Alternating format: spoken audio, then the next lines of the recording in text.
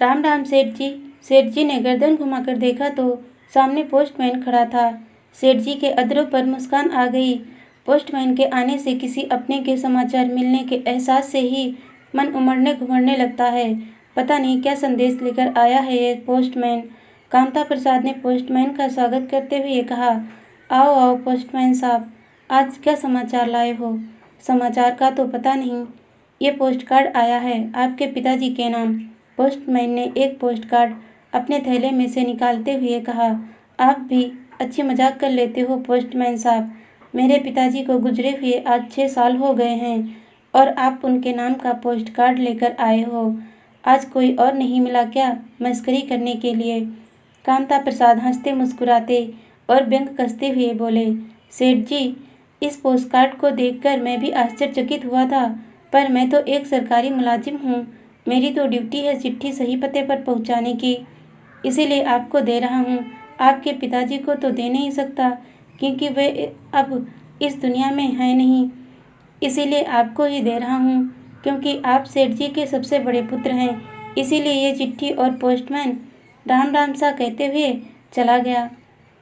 कामता प्रसाद ने वह पोस्टकार्ड ले लिया और सबसे पहले उसमें लिखा पता पढ़ने लगा।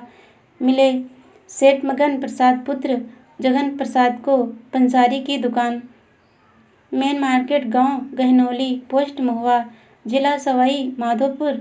पता तो सही लिखा था, बस गलती इतनी थी कि सेठ मगन प्रसाद का स्वर्गवास लगभग 6 साल पहले हो चुका था। कामता प्रसाद ने विस्मय से उस पोस्टकार्ड को पढ़ना शुरू किया।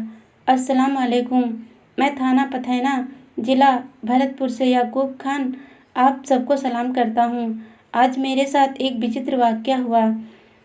मैं अपने बेटे इदरीस खान को सरकारी विद्यालय में एडमिशन के लिए लेकर गया और मास्टर साहब से कहा कि मेरे छोरे का नाम लिख दो जिससे वह भी पढ़ने लग जाए। मास्टर साहब ने जब छोरे का नाम पूछा तो मैंने बता दिया, इदरीस खान। इतने में ही मेरा 5 साल का बेटा झट से बोल पड़ा, मैं इदरीस खान नहीं हूँ, मैं तो सेठ मगन प्रसाद हूँ। उसकी बात पर हम दोनों चौंक पड़े। फिर हमने उससे सेठ मगन प्रसाद के पिताजी का नाम पूछा तो उसने जगन प्रसाद बताया। फिर हमने पत्नी और बच्चों के नाम पूछे तो उसने अपनी पत्नी का नाम कलावती बताया। उसने कहा कि उसके 3 बेटे हैं जिनके नाम क्रमशः कामता प्रसाद, सुंदर प्रसाद, हरि प्रसाद बताया है और एक बेटी भी है जिसका नाम मायावती बताया। इससे मुझे बहुत आश्चर्य हुआ। वह कहने लगा कि मैं गहनौली गांव का रहने वाला हूँ और पंसारी की दुकान करता हूँ। मुझे उसकी बातों पर कोई विश्वास नहीं है। मैं तो बस चेक करने के चक्कर में यह पोस्टकार्ड लिख रहा हूँ। यदि ये सारी सूचनाएं सही हों तो आप सेठ जी उर्फ मेरे बेटे इदरीस खान से मिलने मेरे घर पर आ सकते हो, और यदि ये बातें गलत निकले तो आप अपनी मर्जी से जो कार्यवाही करना चाहते हैं वो कर सकते हैं। अस्सलाम वालेकुम। अंत में पता लिखा हुआ था, याकूब खान वल्द अजमत खान, ग्राम पथैना, जिला भरतपुर। कामता प्रसाद उस पोस्टकार्ड को पढ़कर भौचक्का रह गया।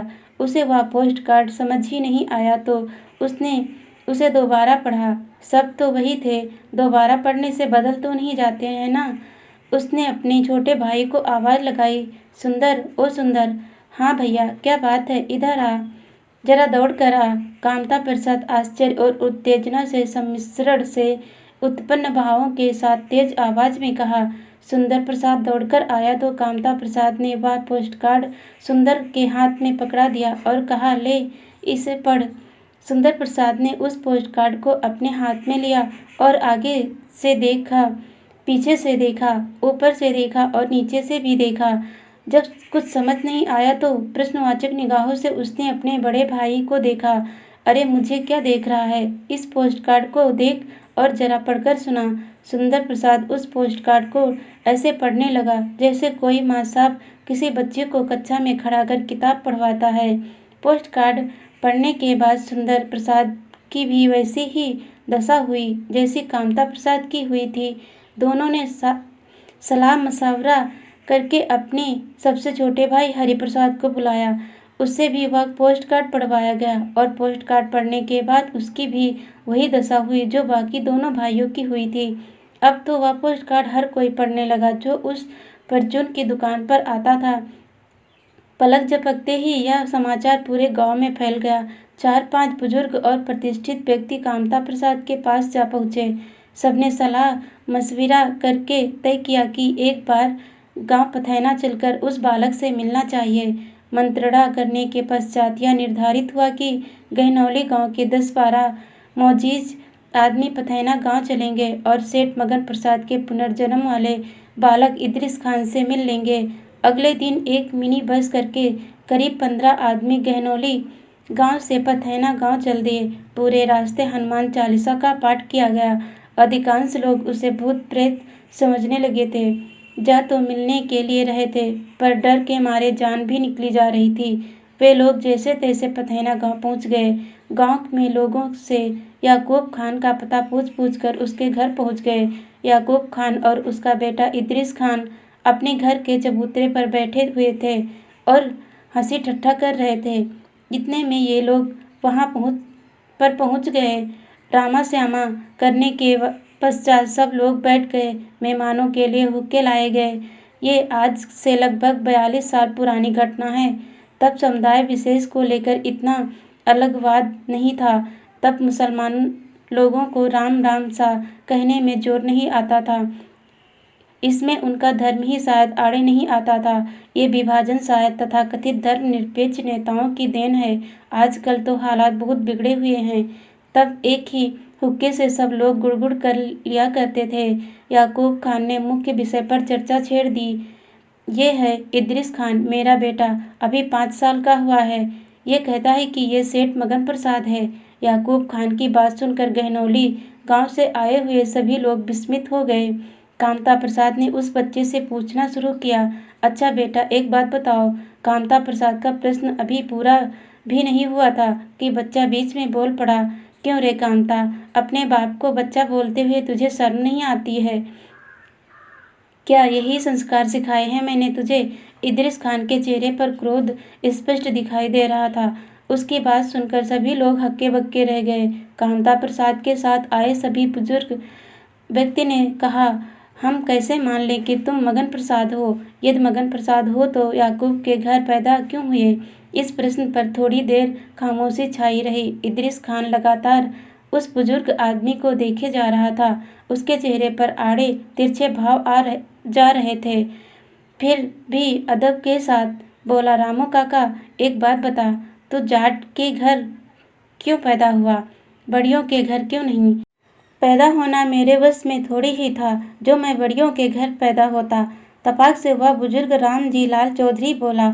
और मेरे बस में है, गुस्से से इद्रिस बोला। उसकी इस बात पर सबको साफ सूंघ गया। बात बड़े पति की कही थी इद्रिस ने। यद्यपि इस्लाम धर्म पुनर्जन्म को नहीं मानता है, लेकिन इद्रिस को यह ज्ञान है कि पुनर्जन्म कैसे होता है, किसके घर जन्म लेना है।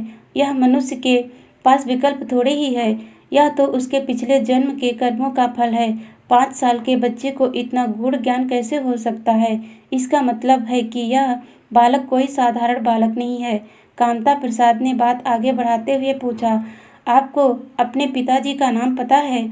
कोई अपने बाप का नाम भूलता है क्या? मैं मगन प्रसाद, पिता का नाम जगन प्रसाद और दादा का नाम छगन प्रसाद। और कुछ पूछना है? कामता प्रसाद के आश्चर्य का ठिकाना नहीं रहा। इद्रिस खान का बोलने का अंदाज बिल्कुल उसके पिता जगन प्रसाद की तरह ही था। उसने दोनों नाम भी सही बताए थे। फिर भी कामता प्रसाद को विश्वास नहीं हुआ और उसने आगे पूछना शुरू किया, क्या आपको पता है कि मेरे नाना जी कौन हैं? कैसी पागलों जैसी बात कर रहा है कामता। मैं तो तुझे बहुत बुद्धिमान आदमी समझता था, पर तू तो निरा मूर्ख निकला। कोई अपने सास ससुर को भूलता है क्या? सिरस गांव में मेरी ससुराल है। सास का नाम राधा और ससुर का नाम प्रभु है। 4 साले और 2 साली हैं। कहो तो नाम बताओ उनके। इद्रिस चिढ़ते हुए बोला।